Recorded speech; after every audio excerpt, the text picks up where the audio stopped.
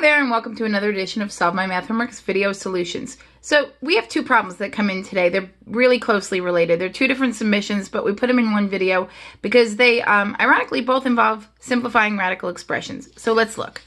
Okay, so in the first problem, we are going to simplify the square root of 20/12, and in the second, we're going to simplify 1/2 times the square root of 80.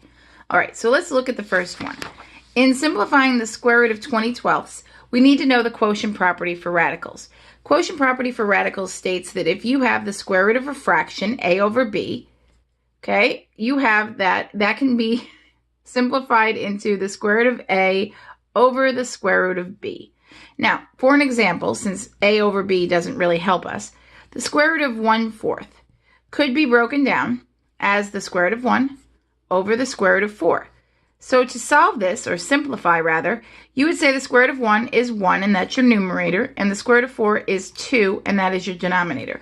So to simplify the square root of 1/4, you would get 1/2. Okay, so let's use that, and let's look at this. Now, there are two ways you can think of this.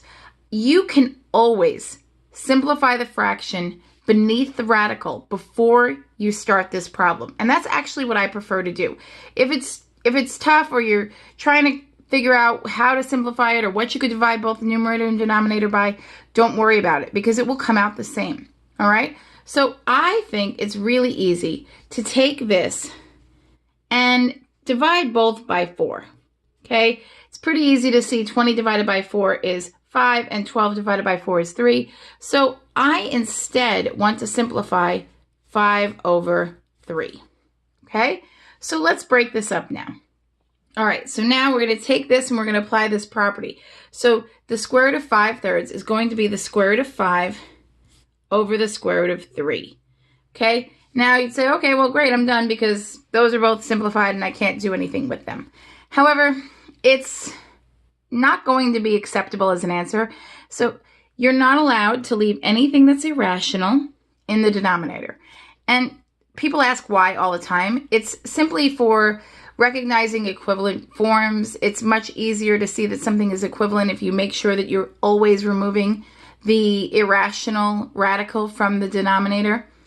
When you get to calculus, you're going to be allowed to leave them there. So is it really hard, fast rule? You can't leave that there? No. But for this problem, and for Algebra 1 and for Algebra 2, you are for sure going to have to do this. So it's something called rationalizing the denominator. So to rationalize the denominator, and we're going to shorten that. Let's say we have 1 over the square root of 3. Okay, so the square root of 3 is irrational. You cannot leave it in the denominator. It is not in standard form. It is bad math grammar. It is improper, whatever you want to call it. Okay, so what you're going to do is take the thing that's the problem, the square root of 3 in the denominator, and you're going to multiply by that thing over itself. So let's look at this. You're multiplying 1 over the square root of 3 times the square root of 3 over the square root of 3. You're basically multiplying by a glorified 1. Okay, you're not changing the value at all. So then you wind up with the square root of 3 in the numerator, which is okay in the numerator. And then here, the square root of 3 times the square root of 3, square root of 3 squared. Remember, squaring and square rooting are opposites. So you just get what's under the radical. So it just equals 3. If you have trouble with this, just remember you could always multiply it out. Square root of 3 times the square root of 3 is the square root of 9, which is still 3. Okay? So let's do that over here. Okay? Whoa, sorry about that. That was another property we needed to know to do this. So we are going to multiply by the square root of 3 over the square root of 3. Okay? When you multiply two numbers in a radical, or under a radicand, you multiply those two numbers and they stay under the radicand. So you get square root of 15 over, and we just saw the square root of 3 times itself is 3. Okay, so let's do this. Let's look at this and see if there's anything else we can do. We know that a radical is simplified when the number under the radical symbol, or the radicand, no longer has any perfect square factors. So the factors of 15 that I can think of are 1 and 15, 3 and 5. Oh, that is a terrible 5. 3 and 5. So while it has factors, none of them are perfect squares. Therefore, square root of 15 over 3 is simplified, and we are done. Okay? So, let's go to the next problem. Remember, we had 2 on this one. So, we have this 1/2 times the square root of 80.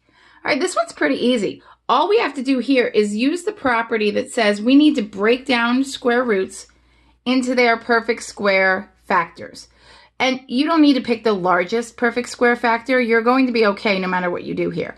You just might have more steps. Be sure not to lose your 1/2. So 1/2, let's just break up the square root of 80. The square root of 80, you could say is the, let's see, square root of 4, okay, times the square root of 20.